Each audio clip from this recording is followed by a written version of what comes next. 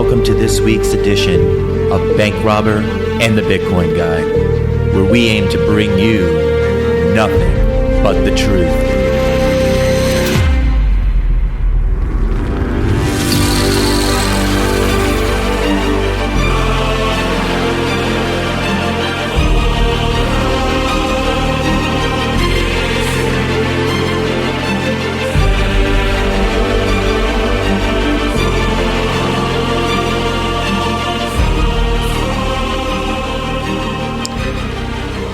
Ladies and gentlemen, thanks for joining us.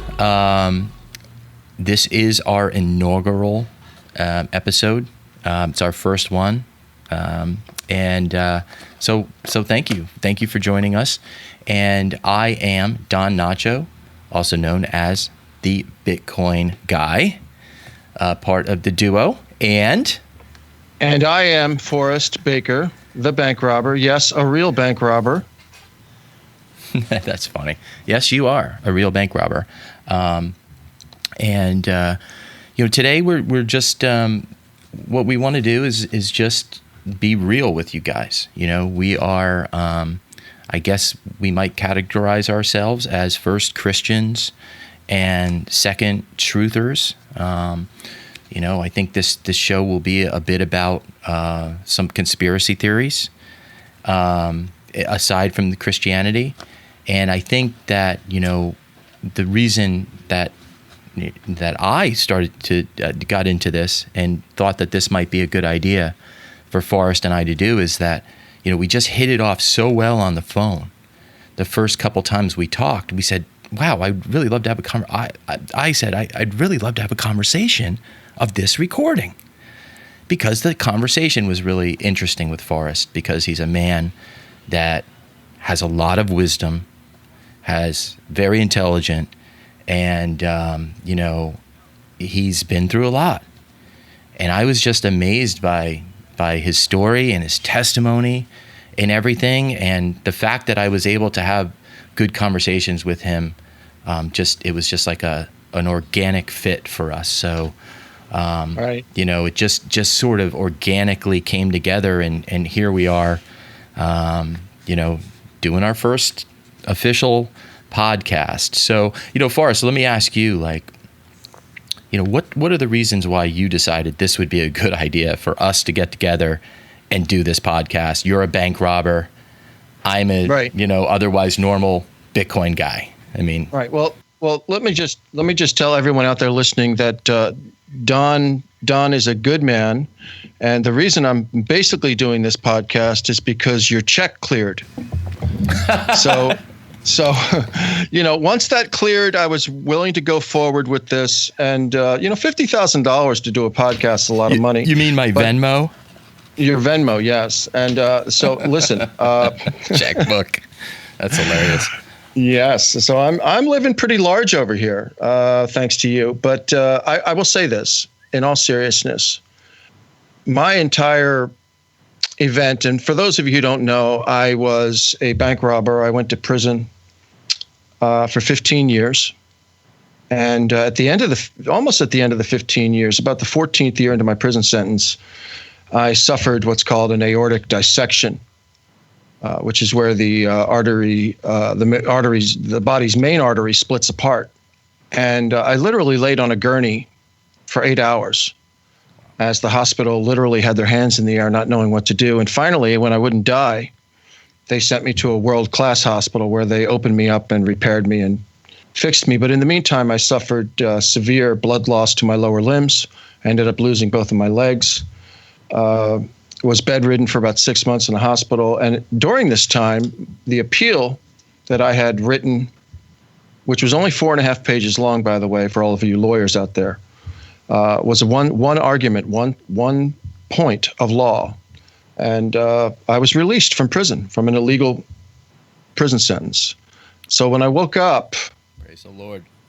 When I woke up from my coma, Don, you know this, but they don't know this yet. I literally talked to God, and I dedicated my life. I told him I want to dedicate my life to not only serving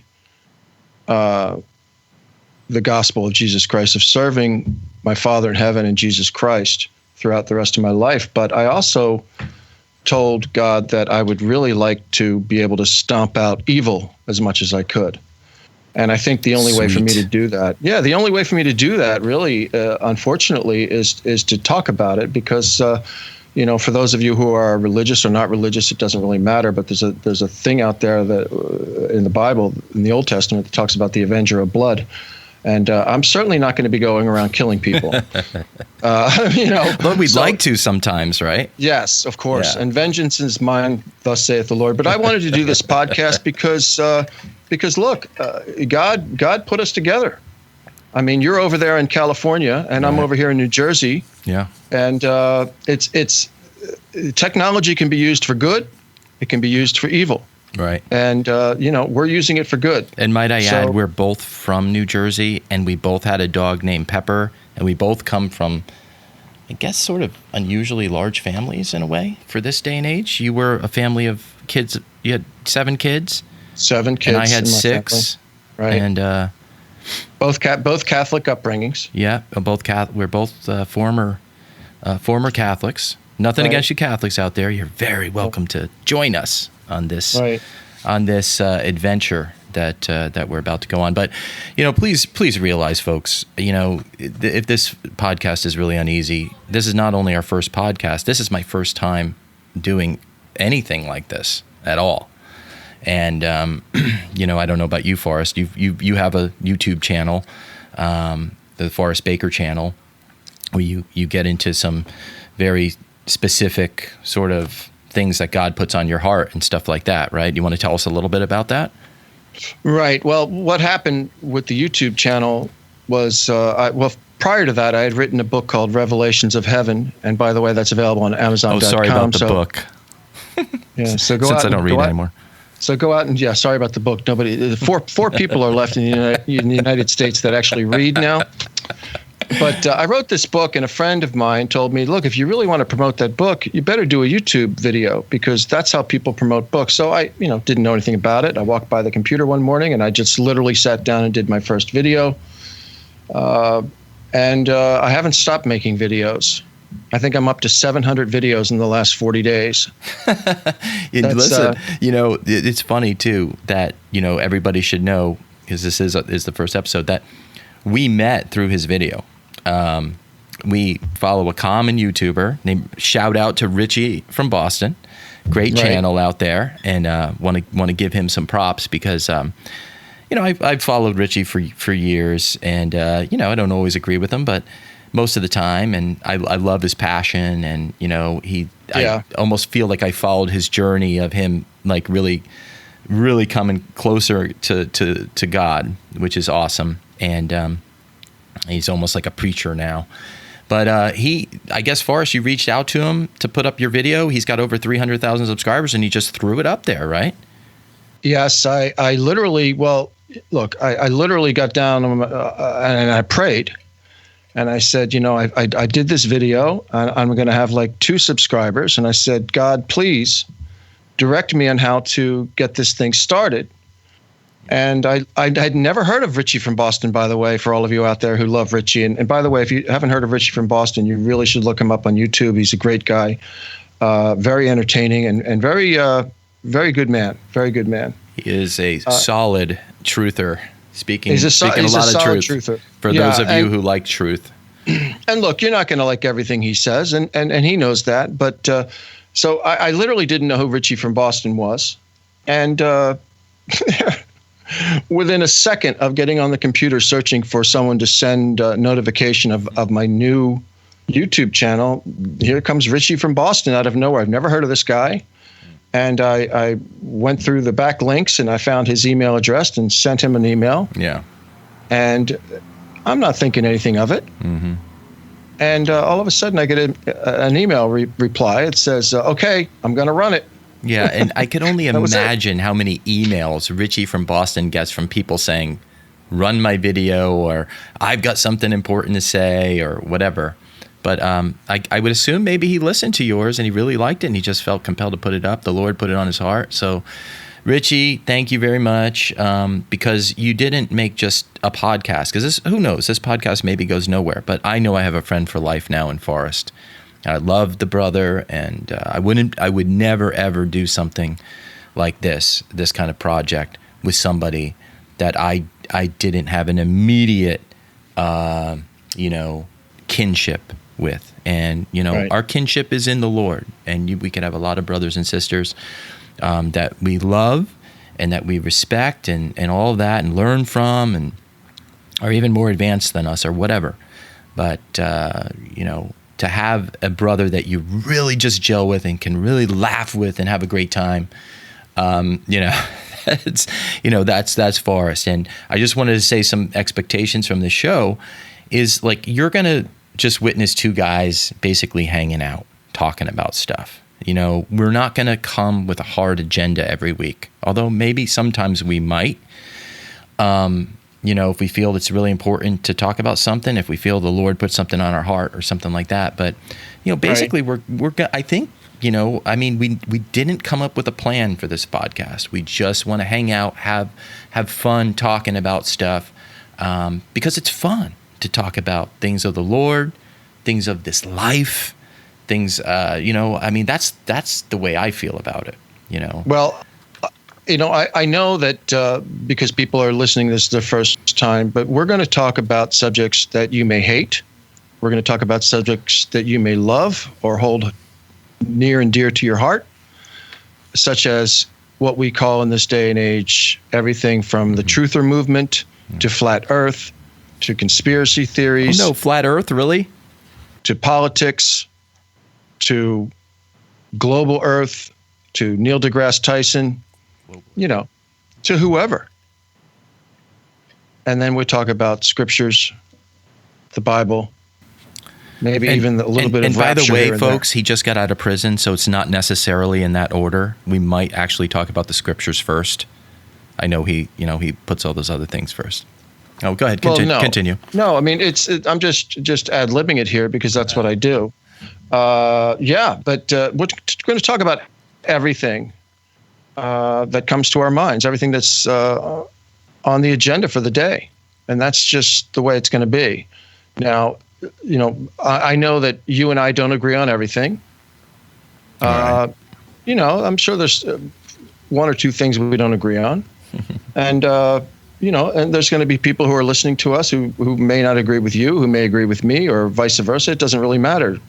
We really want you to be not only entertained, but we want to actually disseminate truth and give a platform for people who are Christian to listen, of course, and people who are not Christian to listen.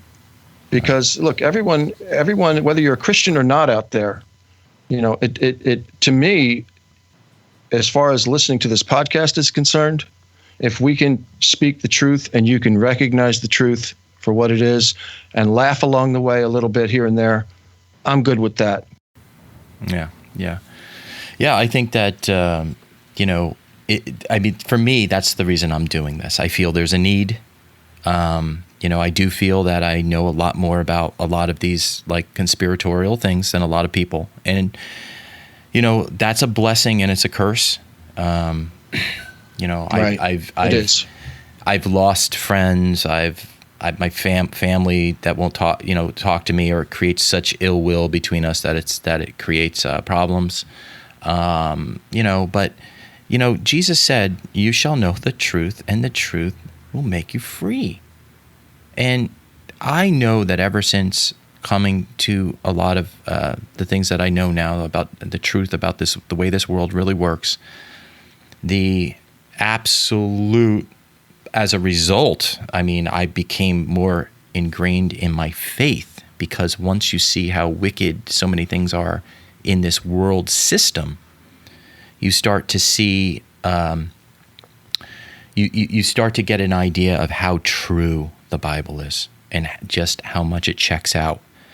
And I had been a Christian for a while, and I fell away for a long time, something I'm not proud of, but I had a lot of struggles for a lot of years, and it's once I started really waking up to the truth about the way this world is working and all the deceptions that the powers that be would have us under, I felt like a bazillion pounds was taken off my shoulders.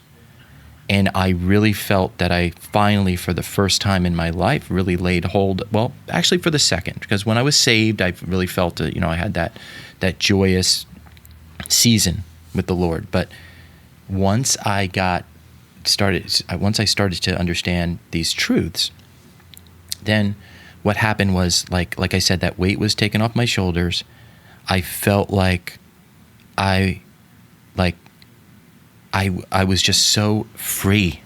It was like, it was the first time that I ever understood really another level of what Jesus was talking about there. Yeah, amen. Amen. It's overwhelming when you wake up spiritually, of course, but also when you wake up in the morning and you realize that, well, I'll speak for me. I used to be preoccupied with the concept of death, of dying. And I'm sure a lot of people can relate to that. What's going to happen when I die? Am I going to go to heaven? Am I going to go to hell? How is my family going to be? And I no longer have any fear whatsoever of death. And by the way, for those of you listening at this point, if you're still here, that's a joke. We have two left. We have two people left listening? Yeah, okay, my wife and well, one of your I do have an invisible friend here who's helping me. But, when you wake up and you realize that Jesus is the Christ, that God is real. And just so you all know, I died twice, spent 30 days in a coma where I was tortured by demons. And I wrote a book about it called Revelations of Heaven. This is my second plug for the book. Just keep them going. That's why we're doing this. Available on Amazon.com. And if I could, I'd give it away for free, but I can't. I tried. Listen, Don, I tried to give this book away for free. Right. Nobody wanted it. Well, you can't look, there's no value anymore. No one, I don't think there's ever been anything of value. Like, back in the day, they said, look, do you want this rock? And the guy said, no, I've got a rock. The idea of giving something away for free doesn't imply value. That's the problem with free. Right. If I put $1,000 price on the book, maybe someone would say, wow, that's a really expensive book. It must really be good. Yeah. You know what? I guess because I'm in crypto and there's so much don't take this the wrong way, people. It's not that I'm like a rich guy or anything. I'm not. There's so much money flowing around everywhere that it's just like it's a funny thing. Like when I hear somebody asking for money or for their channel or donations and stuff, it's like, man, I see what people are spending money on, and it's like, wow, if you can't support I don't know, channels you believe in out there and stuff like that, and break away from the traditional media, and you're gonna hate on a brother for trying to trying to sell a book or something like that, then again, we're not here to sell anything at all. We're doing this podcast as sort of a ministry, but I'm also a capitalist, so there might be times in the future where I shill a product or something. I have no idea. It's possible, but that's not the important thing. And the thing is with Forrest's book, and I did start the book, and it's awesome. And I'm gonna read it. We spent too much time on the phone, so I haven't been able to read it just yet. But I'm going to. And what I've read so far is very engaging and engrossing. And I think it also tells a story about. From one. Again, I've only read the very beginning, but it starts off sort of like where this criminal came from. Like where did this guy, the bank robber, who is this guy? And I think that's a good segue, I think, right into, I thought it was really important for this, our first episode, to really talk to Forrest about it and let you guys know who he is, like kind of who I know him to be in our short time together. And but I want him to tell his story in his own words. Okay. And so Forrest, why don't you, I think a lot of people are really curious, like, and like some of them might be like coming back from seeing episode 10, but they want to come back and now figure out what is your story? What is your testimony? Because we could always refer to the first episode as a time where you tell your story.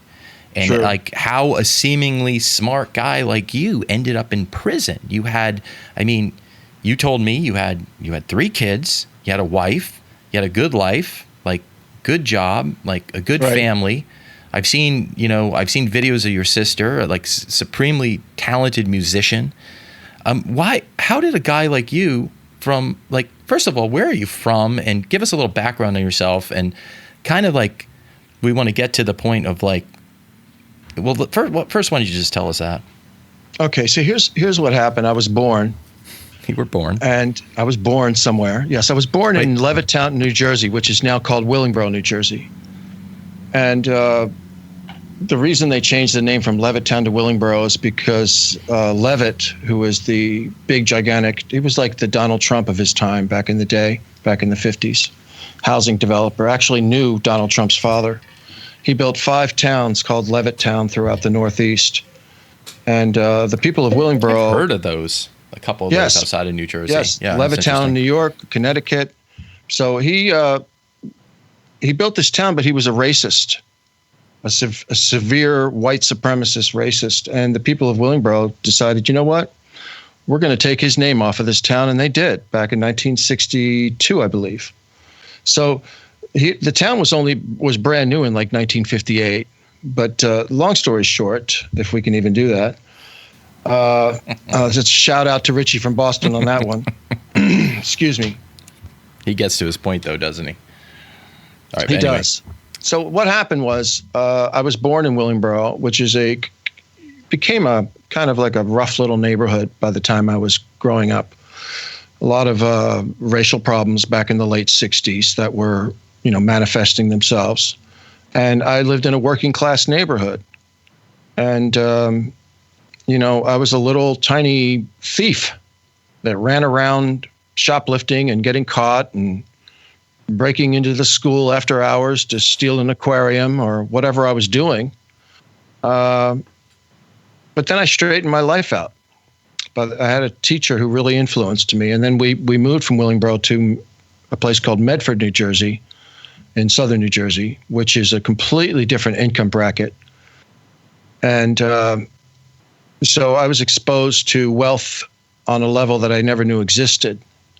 But as you fast forward through my life, I did marry a beautiful, beautiful Italian woman, gorgeous, very sweet, very nice woman.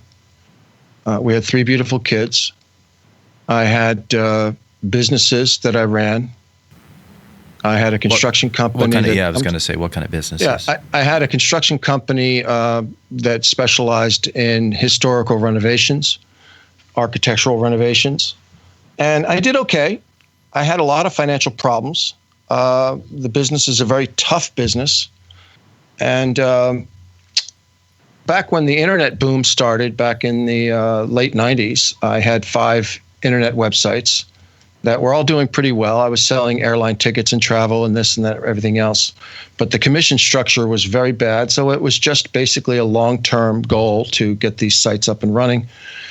And then I was working at this time 16 hours a day, 7 days a week, literally. Wow. And I wanted to amass as many millions of dollars as I possibly could. And I got up one morning and had severe chest pain. Oh, boy, yeah. And I pushed through it for 5 hours before actually saying, you know what, I think I better go to the hospital. I went to the hospital, and they immediately told me that I need to go to a heart specialty hospital, which they transferred me to. And then there they told me that I was going to die because I had a left ventricle infection. They did a cath procedure, which is where they put a cath up through your leg, and they pull the cath out, and I bled out. And I developed a huge hematoma, which is a gigantic blood clot in the groin. and they started me on Percodan, Percocet. What a place to get it, by the way. My goodness. OxyContin, and I became heavily addicted to pain pills. And when the pain pills were no longer available, a family friend, quote unquote, brought me heroin. And I told this person, I don't do heroin, get that away from me. That's, yada, yada. And so after you're addicted, next thing you know, I'm doing heroin. And I become euphoric and stupid and just a complete idiot. Can I jump in here for a second and ask you something? Yes, please do. I mean, yes, of course. Like, the drugs. I mean, you said that, you were on the oxycodones or whatever. And right. Because, I mean, I would assume at some point maybe you needed them. I did. In the beginning, I absolutely did. The pain was unbearable. And then, of course, your body wanted it again. But what made you say, like, once the prescription ran out, like, you had to have that again in your life? Like, why did you need to get that feeling back? Like, what was bad about your life, or what just didn't compare to the feeling that you had on the oxycodone? That, like, what were you numbing, I guess, that's a great question. And for me, so all of you know that I'm very susceptible to opiate addiction, which means that my body develops a great tolerance for it. So it wasn't as if I had taken a pill at 8 o'clock in the morning and another one at 12 and another one at 4. I was boosting them up. I was saying, well, it's been 2 hours since I took the first pill. I think I need another one, and then another one, and then another one. So I increased my own dosages. I ran to 2 or 3 different doctors who wrote me more prescriptions. And then eventually all of these doctors, and I don't know how they got a hold of each other back then, but they did. And they all cut me off at the same time. And that's when the heroin was brought to me. That's an easier way of telling the story. But I guess, like, what? Yeah, like, what made you want to, like, to up it so much, like, to go beyond what the doctor prescribed or whatever? Like, what was that? Like, I'm just curious about that, because I have people that I know that are the same, into the same way. Yeah, and it's really bizarre for me, because I was one of those guys that would walk around and say, look, you'll never see me in prison. I'll never break a law. I'll never be on drugs. And this drug consumed my life. And I got to the point where, look, it no longer brought pleasure. It didn't bring pleasure at a certain point. At a certain point, it just brings this psychological dependency, which brings a little bit of pleasure, but it's not like the first time when you start feeling euphoric. But when you're in severe pain, these drugs are wonder drugs. They take away the pain. But after that, like, my hematoma had gone away and I no longer had any physical reason for having pain, I was now completely addicted to these pills. But I didn't have a problem in my life where I felt like I needed these pills to get through the day. I view it, and a lot of people who have been addicted the same way I was will say the same thing that I'm going to say right now, which is, the pills take over who you are. They literally take over every part of your body. And I'm not making excuses. I was weak, and I kept taking these pills. And I had Blue Cross Blue Shield, the best insurance in the world. And I could have gone to any rehab I wanted to, but I just decided that in my head I couldn't live without these pills.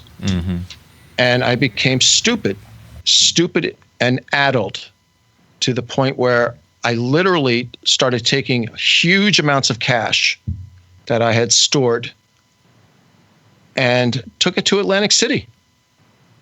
And, playing $500 a hand, $1,000 a hand blackjack. And, there's people listening going, this guy's an idiot. Well, guess what? You're right.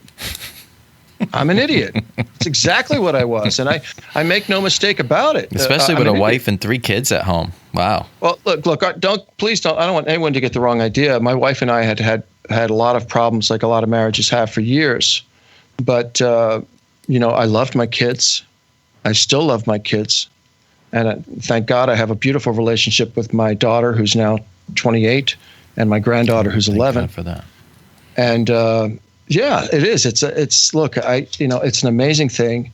But the pills took over my life, and they destroyed a part of my life.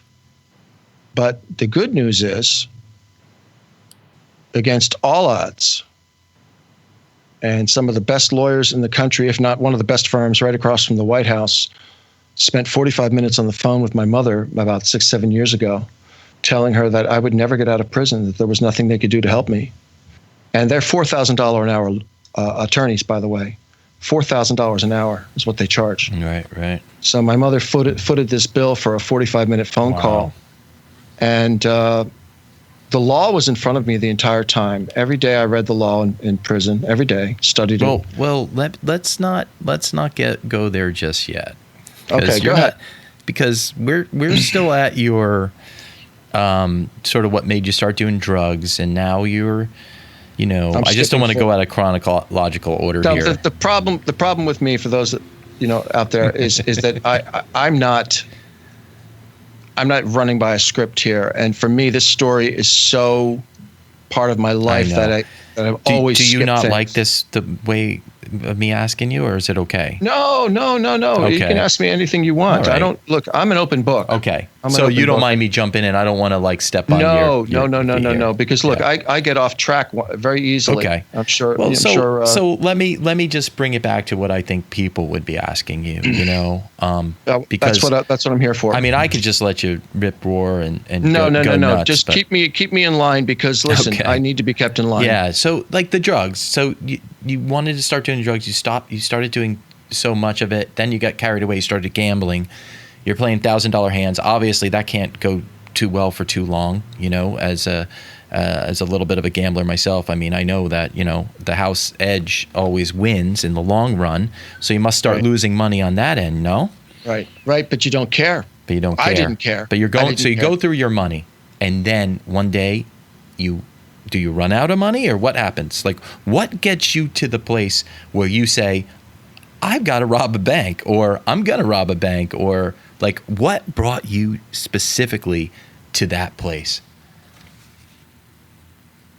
Well, look, I call it insanity.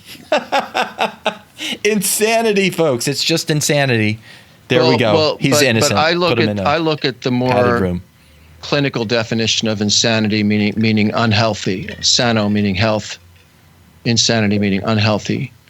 And you've got to be a complete lunatic, idiot, just a horrifyingly bad person. Can we throw moron in there? Moron to walk in. Yes, I just love absolutely. that word, moron. You're such a moron. You've got, but a smart moron who knew how to walk into a bank and rob it and literally wave to the police department as they were rolling by you. Oh my goodness. Yeah, they were very embarrassed. Ridiculous. And so what happened is I came back from Atlantic City one day, and I had gone down and dropped off my last $50,000 deposit, and literally, and got into my new car, and I had $2 in change left for the Atlantic City Expressway and about a quarter of a tank of gas, give or take. And I had no more money for drugs, and I had no more drugs. Wow. And about a week earlier, I'd taken a pellet gun away from my son for shooting up every pellet into the ceiling of his bedroom. Just literally created a star field of pellets in the ceiling of his bedroom. But I had this pellet gun. Nothing if you're into that. If you're into replacing drywall, don't parents just let their kids do whatever they want nowadays? Isn't that the way to raise them? I think it is. I think that's the right way to do it. Yeah. But despite my disgusting behavior, and the fact that my children had said, Dad, when we look back on that, we didn't even know who you were anymore. We would have a conversation with you in the morning, and then we would talk to you at night, and you wouldn't even remember even talking to us about anything. But I came back from Atlantic City on the way back, and of course, depression sets in because the drugs are now wearing off. Sure. So I decided that the best thing for me to do. And you only had like a couple quarters in your ashtray or something at this point, right? I had like two $1 bills and a little bit of change, maybe $2.47 left to make it back. And let's face it, folks, we've all been there, but probably just not after drug stints like Forrest went through or whatever, and gambling in Atlantic City. But you also have to understand that I literally emptied out every single source of cash in my life prior to this. There was no cash There was no credit card that I could charge. There was nothing left. I'm not making excuses for robbing a bank. You don't rob banks. You don't commit crimes. That's what you don't do in life. You're not supposed to. But I just literally go back to that day. You're driving. You've got only $2. I'm driving, right? And I'm thinking, I've got a couple of choices here. I guess the one would be to kill myself. Just be done with it. And the other is, I'll just drive. But literally, I wasn't thinking about robbing a bank at all. I got back to my hometown. It was no conspiracy, is what you're saying. No, there was no malice aforethought, so to speak. And I literally drove right past the bank that I was going to rob, and I did a 180. And I parked my car maybe, the next parking lot over, walked over, just the way I am right now. Maybe I put on a pair of sunglasses or a hat. I don't remember. You don't even remember if you had a disguise for your first one? No, I certainly didn't have a disguise, no. Wow. Absolutely not. Just walked in probably with a baseball bat and a pair of glasses. That seems really stupid. Like to walk into a bank with no disguise, no fake mustache, nothing? No, it was stupid. It's pure desperation. I walked into the bank. I went up to the teller and I told her, yada, yada, yada, this is a robbery. I said, no die packs. They gave me the money and I walked out. And I assume they didn't put a die pack in there? They didn't put a die pack in there. How did you know to ask for no die pack? It's called movies, people. When you watch movies, you learn these things. The FBI. You paid close attention on those scenes, ladies and gentlemen. The FBI also asked me these questions. How did you know to rob? How did you know how to rob banks? I said I watched a lot of movies. Yeah. So, well, you got to talk about the one where you got 80 people to hit the floor. That sounds pretty brutal. But that's it. Anyway, how many banks did you end up robbing? 65. No, I'm just kidding. Oh my goodness! I was going to say, wow. I didn't know that. I pled guilty to robbing 5 banks. Okay. You pled guilty to robbing 5 banks. Is that the same as you robbed 5 banks? It is. Okay. Very good. It is. Very good. It is legally the same. Legally the same. Okay. So we won't get into that so much at this moment. No. Listen, I'm being a little cryptic here, no pun intended on your industry, but it's crypto. Crypto, baby, crypto. Cryptic. It's crypto. Cryptic cryptology. Same root word, I suppose. It's secret or what does crypto mean? Yeah, secret, right? It's Latin, by the way. I believe it's Latin. Isn't everything Latin? Yeah. So I drove down the street and I'm going to talk about Latin words in a little bit. Anyway, sorry. I drove down the street. Are we coming up on a break, Don? No, not just yet. You drove down the street. I drove down the street, and as I'm driving down the street, doing the speed limit, I think it's 40 mile an hour speed limit there. I see the sirens and the lights flashing coming toward me from a distance. And so when the police are coming in mass numbers, and I'm talking about mass numbers, a bank was just robbed. And by the way, this is a bank that had never, ever, ever been robbed. Never. Wow. It's in the suburbs in a very wealthy area. You don't rob banks in wealthy areas. You just don't. Heavily policed. Well, I don't, but evidently you do. But some people do. And listen, the bank robbery thing, I'm not proud. I want to make this very clear to people. I'm not proud of what I did at all. In fact, it's something I have to live with for the rest of my life. And everything that we say about our past is like, hopefully you guys can understand from a Christian perspective, we're all sinners.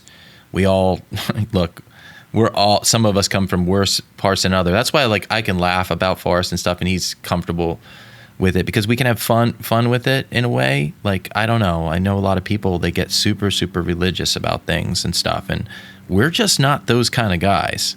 I know God's got a sense of humor. If you don't, I don't know. But I don't know if I got off the subject, but anyway, okay. I just wanted to throw that in there is whatever we talk about the past, it's not to glorify our past, because I'm sure some people say that, look at those guys talking about bank robberies like it's a romantic notion, It's not. Yeah, it's not, and we're not trying to make it out to be that way, but this is part of Forrest's story, and it's an interesting story.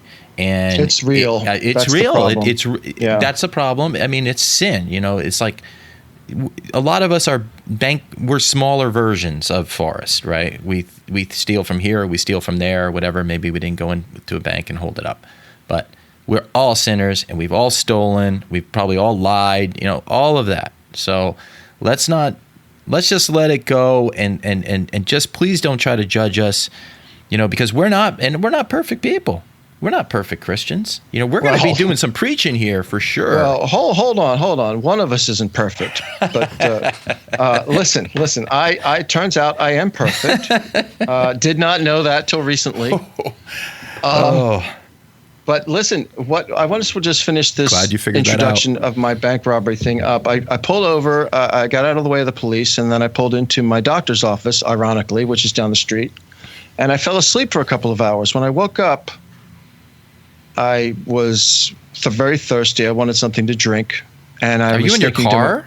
I'm in my car. Okay. I fell asleep. I put my seat down and fell asleep in a parking lot, in a very nice parking lot. Okay. Right at my doctor's office, and fell asleep. A very nice parking lot, ladies and gentlemen. Very nice. Well, yes, there are nice parking lots, and there were trees and lines, so you know where to park your car. Everything. Well, there's a difference, and for those of you who have ever been in an old, dilapidated parking lot, they understand. This is a beautiful, beautiful township. Beautiful town, city, and everything's manicured, everything. And I woke up 2 hours later, give or take, and I was thirsty, and I thought to myself, I have no money. I need to get some money from somewhere, and I kept thinking about all the accounts I have and the bank accounts I have and all these things. How could I go try to extend my credit and get some more money? And then I looked down on the floorboard of my car, the passenger side floorboard, and I saw couple of dollar bills or something, some money sticking out of a bag. And there it was. And it instantaneously came back to me that I had robbed this bank down the street, because I had not even, when I woke up, I didn't even remember robbing it.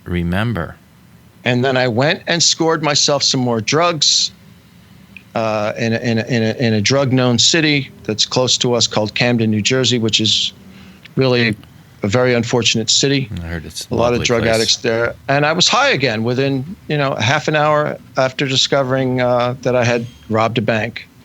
And then I went on to rob more banks. And then I was put on the FBI and New Jersey's 10 most wanted list, Joint Task Force. And long story short, turns out they know what they're doing. They got me. Well, I was going to say, how didn't they get you, though? You went in without a disguise, and also, and again, maybe I am, I watch some murder mystery stuff and try to solve the crimes. I like puzzles and things.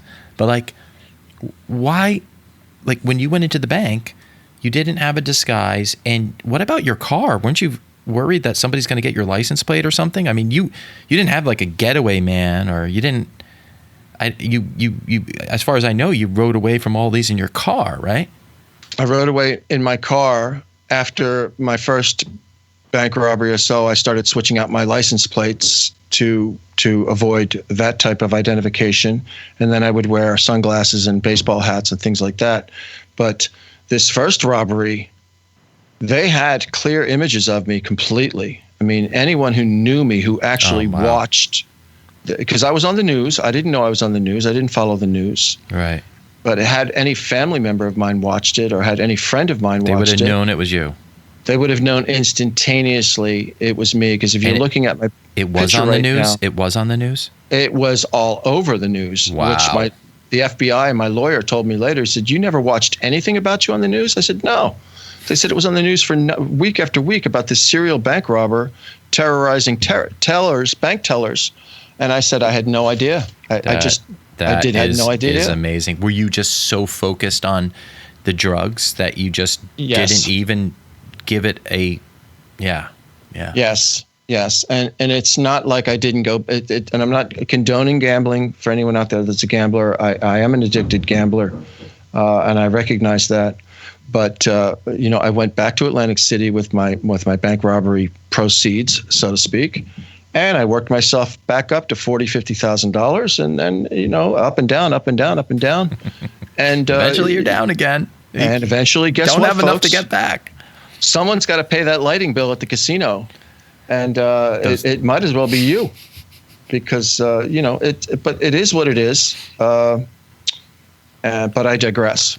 Well, I think, listen, that's a good spot to just stop for a little break. And our first sponsor, ladies and gentlemen, make sure you support them. And we'll be back in just a few for the conclusion of, well, I don't even know if we'll get to the conclusion, but the conclusion of the Forrest Baker prison drug story. And we will be talking about some crypto here coming up. So stay tuned, people. Okay. When life keeps falling and wonder where he is in all this mess, he's right there to guide you. Unseen, you're not alone. His light shines on the past that we're not shown.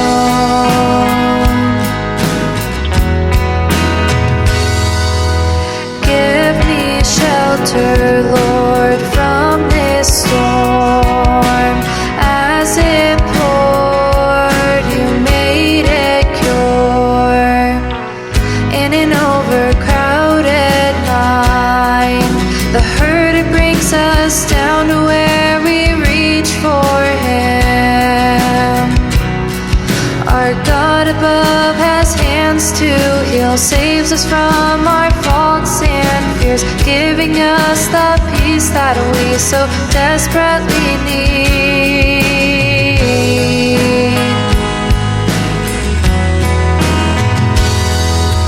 Give me shelter, Lord, from this storm.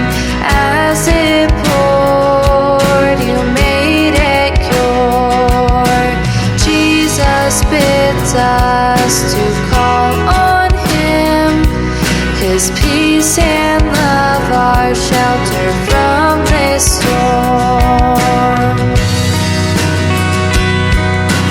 I can see you on my darkest night, with hands held over me when I can't fight. If time has taken me, all that I have, it's you who rescues me.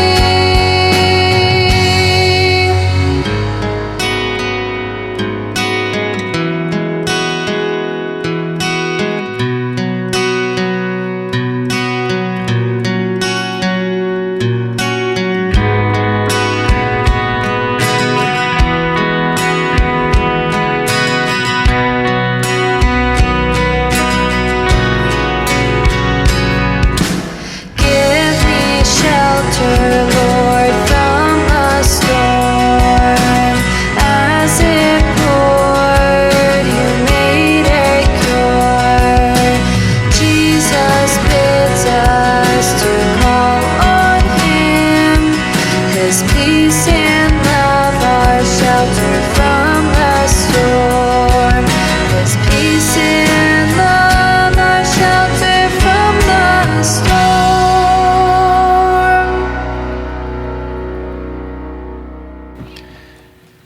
Hey folks, welcome back. I hope you buy all the products that you heard about on all our commercials that were plastered in that on that break. But Some of them may not be available anymore, but keep trying to buy them. we started off with so many sponsors, and we'll just see Yes. see where that goes.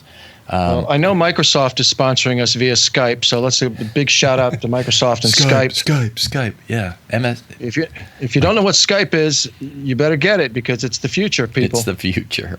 That's what he said. He's ladies and gentlemen, he's been in prison for a long time. He thinks Skype is the future. Okay. When I went to prison, we had phone books. Hate to tell you, but we've moved past even Skype almost, although it works good for these purposes. We are recording this on is Skype awesome. with some other modifications, folks. So I hope it sounds good. I love a podcast that sounds good. And I know this is our first one. So, I'm going to learn and I'm going to get better at producing these things. So my apologies if it doesn't sound very good. But anyway, I wanted to go back for us because what we were is like you had just robbed a bank. And I guess you got so used to doing this because it was like at one of the banks you robbed, you drove the car into a parking lot. Like, did you tell, like, and then you put the money in under the seat or something, and when you woke up, you saw the money sticking there. You were thinking about how you can get money, and then you saw the money there, and then it's almost like you forgot you robbed the bank. Absolutely forgot I robbed it. Had no idea. My mind was so clouded with drugs. And it wasn't just opium at this point. Now I was using alcohol and cocaine and trying to balance myself out. Wow. Taking Xanax and pills. And listen, when they arrested me, by the way, 7 months after this incident, Took them that long? Took them that long. 30 different prescription pills in my possession when they arrested me. Way to go, FBI. You guys are right on the case, weren't you? It took you, a guy had no disguise, sleeping around in the parking lots right around the bank, and you still couldn't get him. Well done. Very well done. Well, wait a minute now. For all of you out there, and Don, you need to remember this because I won't. There's an interesting story about when they arrested me, but I don't think we should talk about that now. We should talk about it in the future. That's fine. Listen, okay. Your past is your past, and it comes up like often. It's just the way it is. But you could bring it up any other time. There's a reason. There is a very good reason. In fact, you know what? Let's talk about it. Let me just get it out of the way now. The reason they didn't find me, everyone out there in the world, is because they arrested another man for my crimes. Wow. Yes. I did not know this part.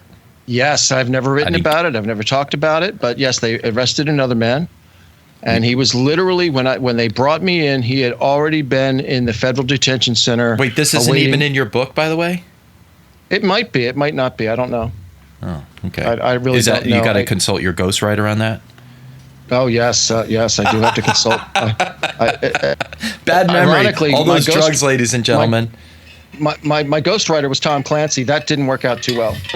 So my former ghostwriter was Michael Crichton, by the way, one of my favorite authors. Right. But so these things are not working out well for me, and I just recommend anyone out there who's looking for a job as a ghostwriter, you might want to consider not working for me. I thought you were going to say your ghostwriter was Werner von Braun.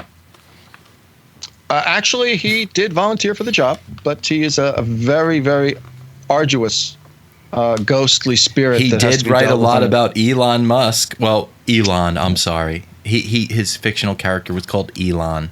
And now we just so happen to have a Tony Stark named Elon running the show, running the space puppet show. Anyway, let's not get off on a tangent. But before you get off on this tangent, I think the audience should know this, is that Tom Clancy, years before 9/11 happened, had written a book where he had 2 planes fly into the World Trade Centers to take them down. His editors, by the way, Tom Clancy's big, if for those 3 people out there who don't know who Tom Clancy is, his editors told him, "Oh, that's completely unbelievable, Tom. That's not going to fly." Millennials might not know who Tom Clancy is. I'm not sure. That's true. Yeah. But he took it out of the book. But anyway, go ahead and start this second part of the interview. Anyway, ladies and gentlemen, we will go on tangents a lot on this show, unfortunately. And most likely we're going to go down those rabbit holes, so to speak, when they come up, and hopefully take you on a little journey with us that we've had on the phone several times. And anyway, you were asleep in your car. You see the bag there. How did you end up getting caught?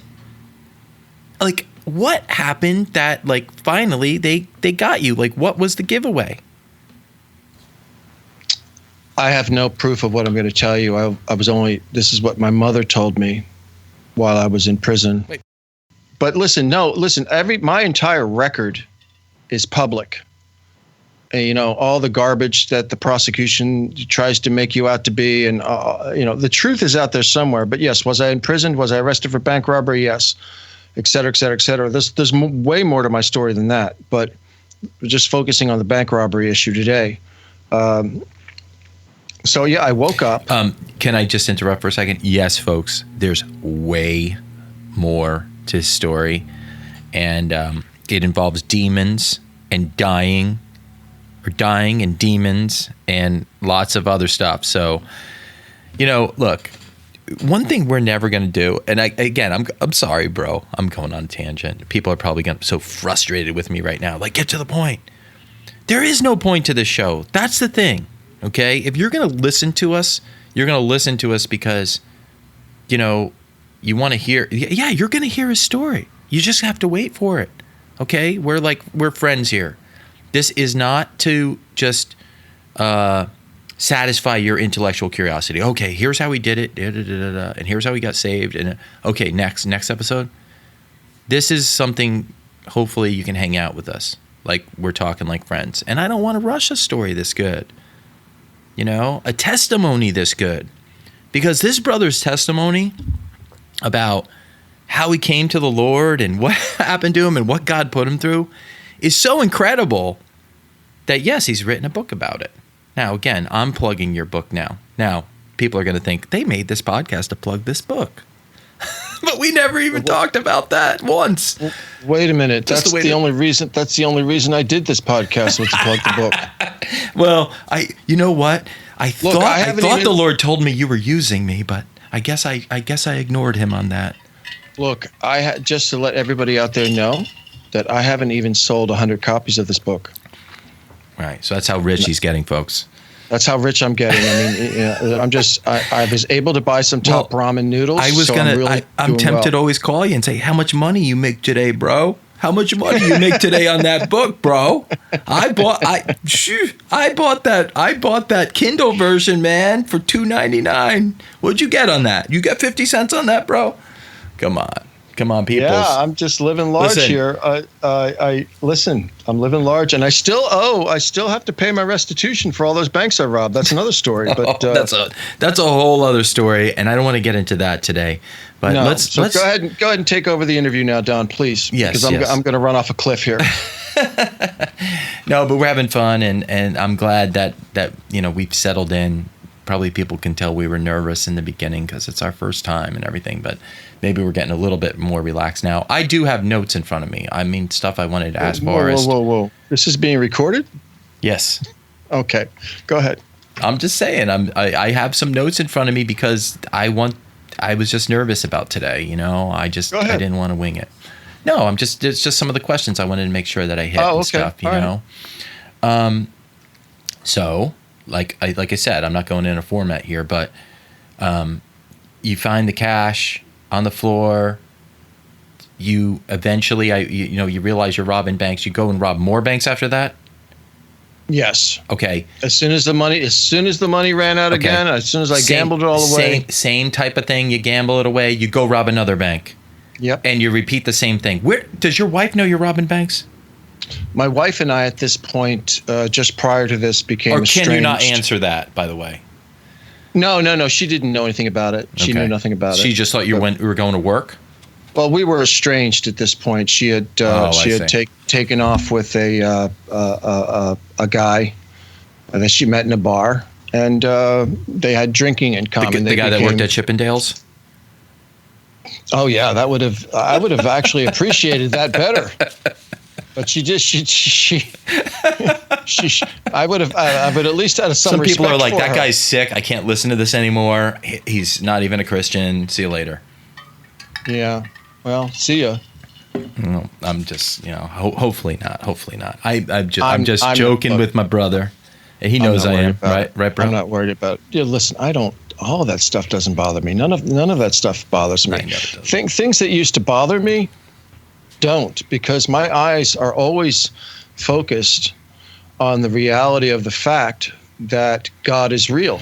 Absolutely. Amen. And it's just something that, listen, and you're listening to somebody who never, ever in a million years ever thought they'd ever be saying that.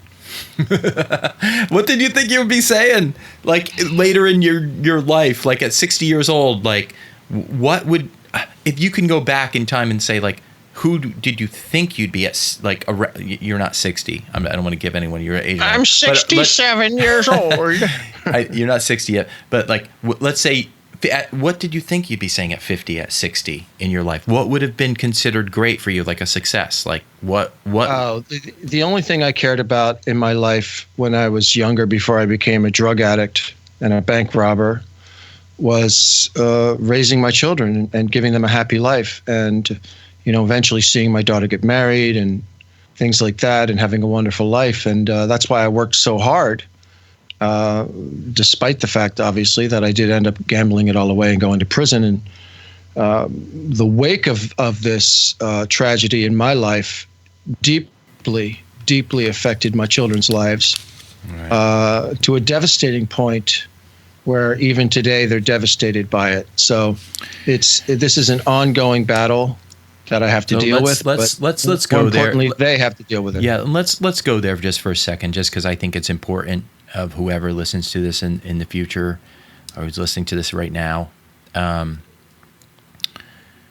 Your kids. I don't have any kids, and I know kids are a blessing though from the Lord, because that's what the Bible says. And even though I could swear a couple of my brothers and sisters, or a couple of my brothers, I should say. No, I'm just kidding. We're not blessings to my family, and I'm joking. I hope people know I'm joking, and I hope if my brothers ever listen to this, they know I'm joking. I was probably not the blessing to my parents that I should have been, if anybody. But how does that make you feel as a parent? Like the fact that, obviously you feel terrible about it now, but at the same time, you can't dwell in guilt. You're forgiven for what you've done, and we haven't gotten to your conversion yet or anything, but you are a Christian now. You believe in Jesus Christ. You know that we're forgiven. You know that you're forgiven. But how does that weigh on you with your family, if at all? Can you talk about that a little bit for now, how that is? Just a little sort of fast forward, because you brought it up. Sure. When I talked to my youngest son, who was in my life for about a month or two back in the late fall of 2018, I'm not going to say more about his life because I don't want to put him out there on Front Street. But I testified to him that God was real, that Jesus is the Christ. Don't get me wrong, everyone out there. I didn't hit him over the head with it. And he basically told me that he believed in God because he knew that the devil was real. He knew, he told me to my face, he says, Dad, he says, I know that there's evil in this world. And he says, I know that the devil is real. And I said, well, then you must actually know that God is real. And he said, I do. So, but he's going through his own life and his own troubles right now. And then my daughter, who is a truly lovely girl, went through pictures hell. Of your daughter, very beautiful too, by the way. She's extremely beautiful. And she told me the other day, actually, which I don't know if I shared it with you, Don, but she told me the other day, she says, Dad, she says, when you went to prison, she says, Dad, I think I cried for a year. Wow. No, you tell me that. That's great. And it's right. Even now, even as I speak, it saddens me to a great extent. But as far as forgiveness is concerned, yes, I have forgiveness. I'm good with that. But, I still live with what I did. I don't call it guilt. I call it something more realistic than guilt, something more powerful than guilt. But it doesn't mean that I'm not forgiven. Can you tell us what that is? It's an awareness. It's a constant awareness that you and I don't think anyone has the right to go through the day not remembering what they did wrong in life. I really don't. I'm not saying about, if, for example, people who've had like 50 sexual partners or used to be a dancer or used to be a prostitute or whatever. I'm not talking about that.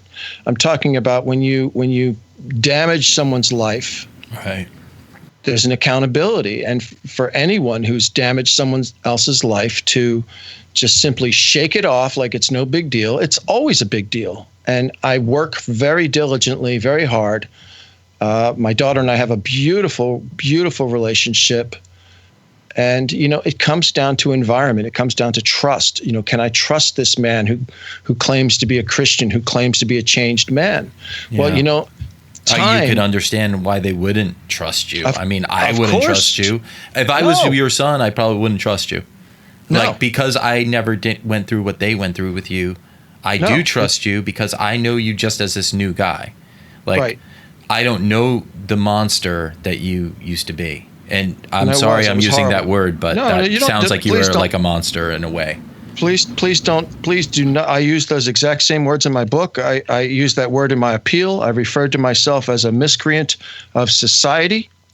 I also use the word scumbag, Right. A horrible human being. Listen, if you're a criminal, I don't care who you are, if you're a white-collar criminal or not, you're a scumbag. Yeah. Plain and simple. Absolutely. It's just, if you're stealing money from people, you're a scumbag. And look, you can say, oh, yeah, well, I needed the money. Well, guess what? Doesn't matter. You're still a scumbag. It's not like a little kid who's starving, who's stealing an apple off the cart. That kid is not a scumbag. He's starving. He's hungry. He needs to eat. Needs food. Right. And it's not the same thing. It's not even remotely the same thing. But when you're an adult or even a young adult and you're doing something wrong and you know it's wrong, and that's key, that you know it's wrong, and most people do, you're not a good person. So for anyone out there who thinks, oh, this guy's a bank robber and he loves talking about robbing banks, and no, Yeah, I really don't and like. again, I really folks, don't we're like talking about just it. getting started. We're just getting warmed up here. This won't, we'll break this into pieces, into different episodes, because, I just told Forrest when we took a break, I said, look, I don't want to rush this, because his story's so powerful and so good, and I think so many people can benefit from hearing it. And hopefully us being real with you, especially Forrest right now, he's really coming clean, like talking about what he did. These are not stuff he's proud of. This is stuff that this is just it's an embarrassment in a way, because I know, like in my own life, for example, just real quick, let's talk about me. Can we do that for a while, Don? Can we talk about you for a while? No, we can't. It would be lovely if we could, bro. Go ahead. No. There's not that much to say about me. We got to get back to your story in a second, but yeah, I just think that it's so important to take our time with Forrest's story, because it's important, and there's a lot of people out there with broken families, which Forrest has now because of what he did, right? And I'm not putting myself on a pedestal, by the way. I'm just saying, because my bro knows I can talk about his stuff because we're honest with each other, right? Right. Would you say that? There is. Listen, let me just make it perfectly clear to everyone out there. People talk really nasty stuff about me, and look, a lot of it is justified. A lot of it. It's as simple as that. Right. But do I deserve a second chance? I think I do. Yeah, and you know what? And that's what our God is about. He's about second chances. Ever since the days of when he was leading Israel around, he always gave them second chances and third chances. And it's great that through Christ, we get second and third chances too. And that's the thing. And that's my number one goal for this podcast. Again, we don't have a format here, people. Sorry, but I wanted to do this because to talk about truth, but also to talk about to spread the good news that that we have forgiveness, that we have a connection, that we can know the God of this universe that He's made. From right on down to the smallest little nebula in the sea. Are nebulas in the sea? No, nebulas are, NASA tells us they're in outer space. Whatever. The tiniest little organism in the sea to to something that's in the firmament. Okay? Like, we have such an awesome God. And I'm always like, I love the Lord. I love Him. I need Him. I need God in my life. Like, I have a wonderful wife. I have a good life. But if I don't have the Lord, I am a miserable SOB. I am a frustrated SOB. I'm a bad guy. I'm a bad guy. And I could do bad things and say mean things. But with God, he's changed me, and he changes my heart. So, hopefully, you're going to get to know both of us and be able to relate our relationship that we have with the Lord as well, with you. And hopefully you can take something from that, because let me tell you something. Let me tell you guys something out there. I would never be doing a podcast with a guy that I didn't feel was like closer to the Lord or as close as I am. I just wouldn't waste my time, and that's not to say I'm anything, but that I felt the person had to be hungry for the things of God. And, and I'm going to get into some things on this podcast about talking about, church people and stuff like that. That's kind of my thing. Not just church people, but churches and Yes. lack of proper leadership, teaching, preaching. Everything just seems way, way off. And I'm speaking as an American, from the American evangelical perspective. I don't know everything about every church, and there's some that I hear that have kind of cool fundamental beliefs and stuff. But yeah, anyway, that's another day, and we're going to be talking a lot about that kind of stuff, though, like about even doctrine and theology. These are sort of little hobbies, passions, avocation, whatever you want to call it. I'm never going to claim to be a scholar on this show or anything like that. I'm not. But, I think I can hang with some scholars. I think I can. Most definitely you can. Yeah, Definitely. And it's not to brag. It's just because because I have the Holy Spirit that Jesus promised us. If you have a talent, you're supposed to express it. You're not supposed to hide it under a bushel. But even more than talent, I firmly believe that the things that I know and the things that I've experienced over the past few years, okay, it took me a while to wake up. I'm in my 40s. For the past few years, I was just like, I have been led by God to a lot of things, okay? And a lot of it's just research. A lot of it's just, looking at experiments or, something like that.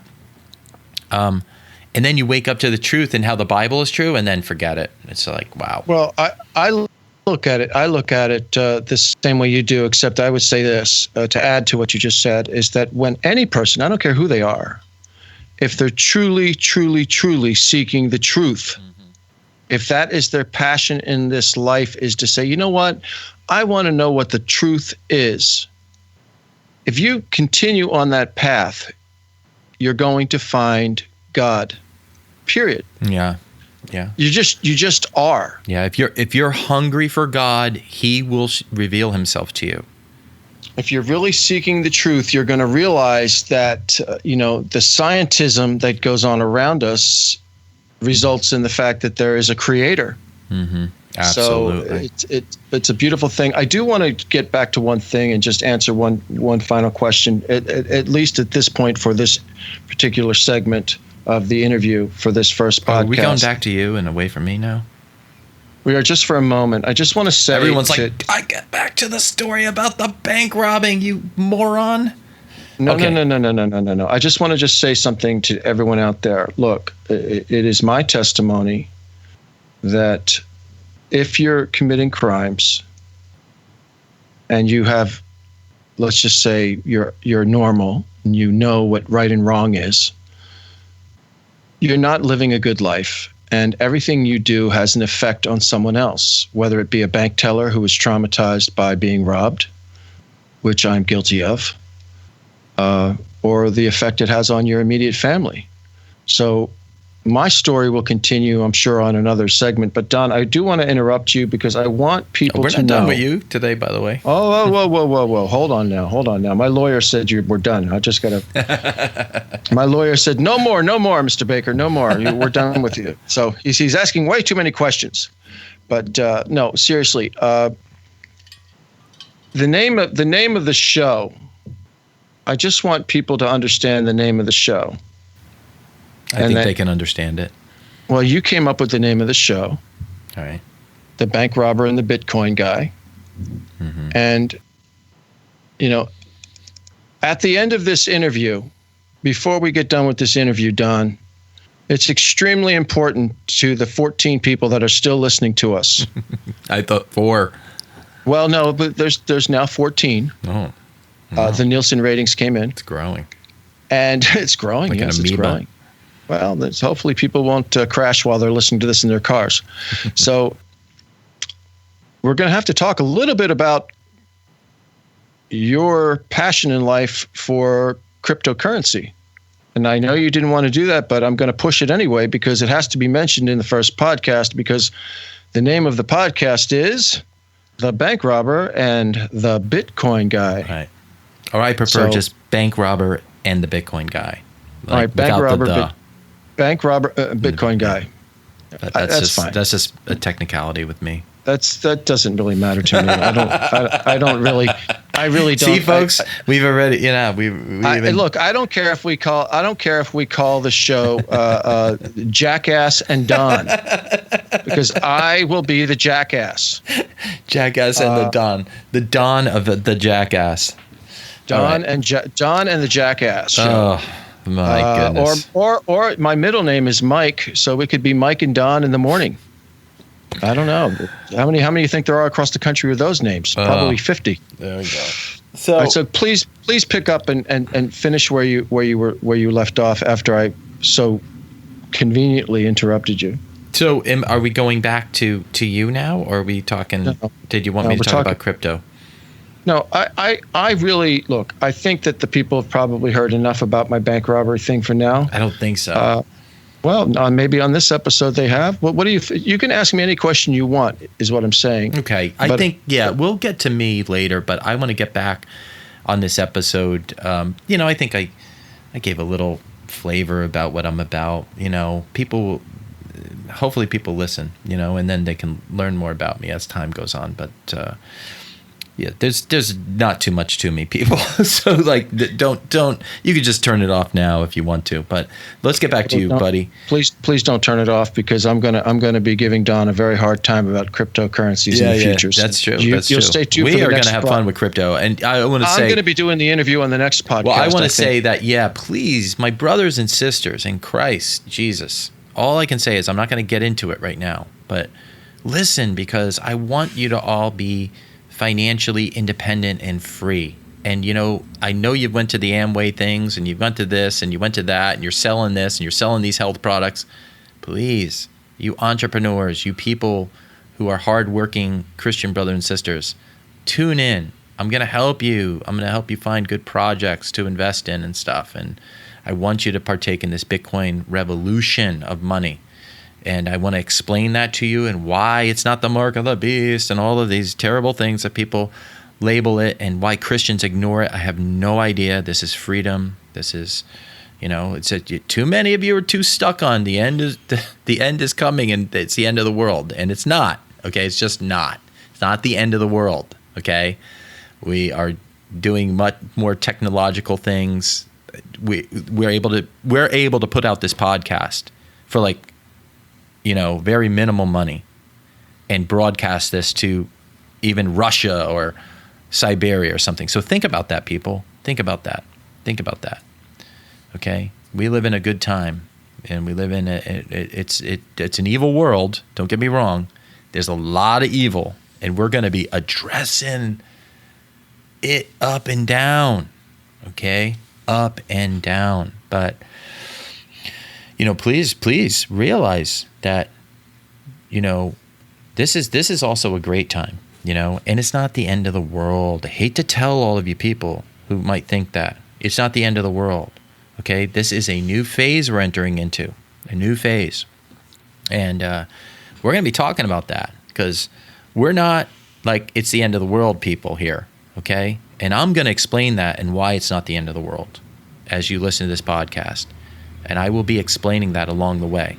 These are long discussions and, hopefully we can make them interesting for you without getting too bogged down. But, so we're going to be talking about that stuff too. So just to let you know a little bit about what we're about, we're putting out a podcast because we think the world is not ending tomorrow, okay? That's why you do things in life. That's why you go out and achieve things, because the world is not ending. If the world was ending, you'd do nothing, and that's the way most Christians are, in my opinion, because they think the life is hopeless in a way, and it's pointless to almost achieve anything because things are ending, and this is a lie of the devil, and it's being preached in many places.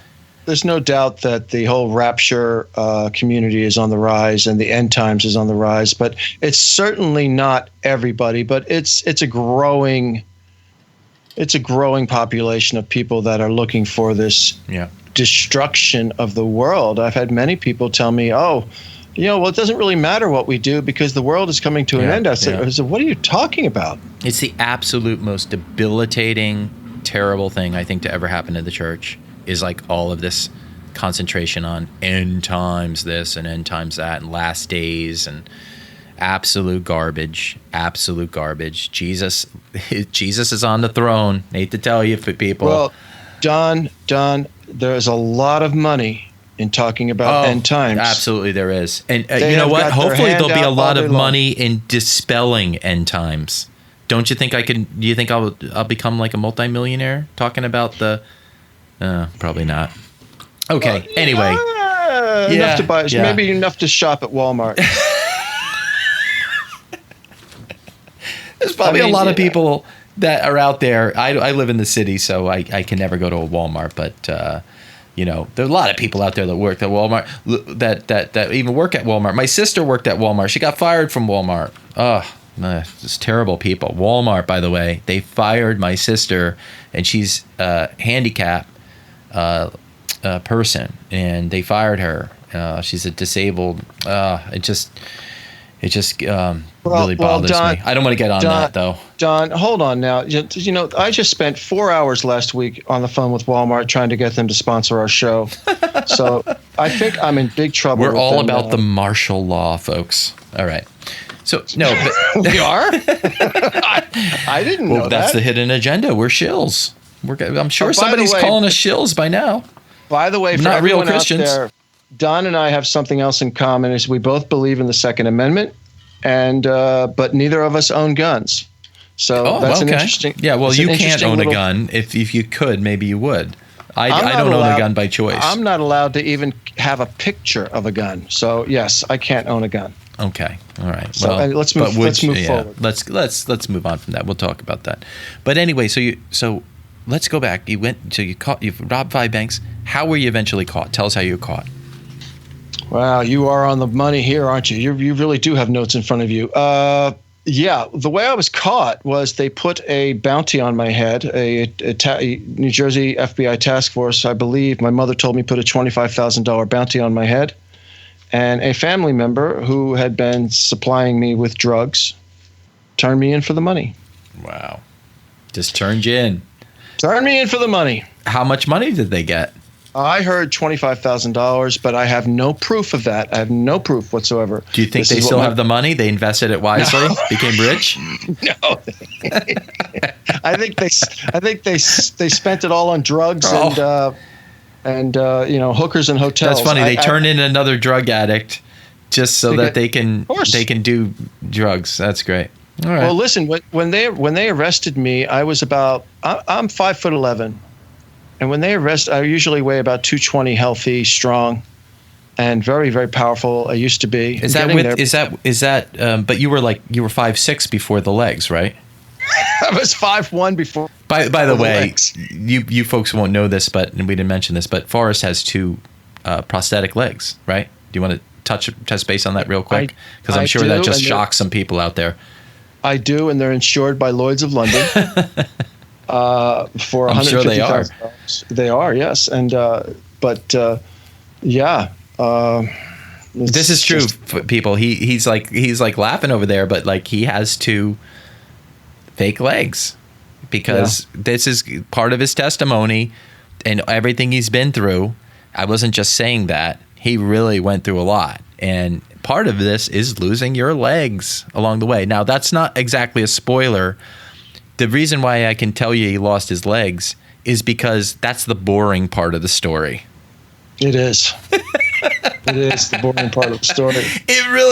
It is the boring part of the story. That's why I'm not like, I have no problem mentioning that at this moment and knowing that you guys like just listen in more, because like if the most boring part of the story is that his legs got cut off, then I mean, come on.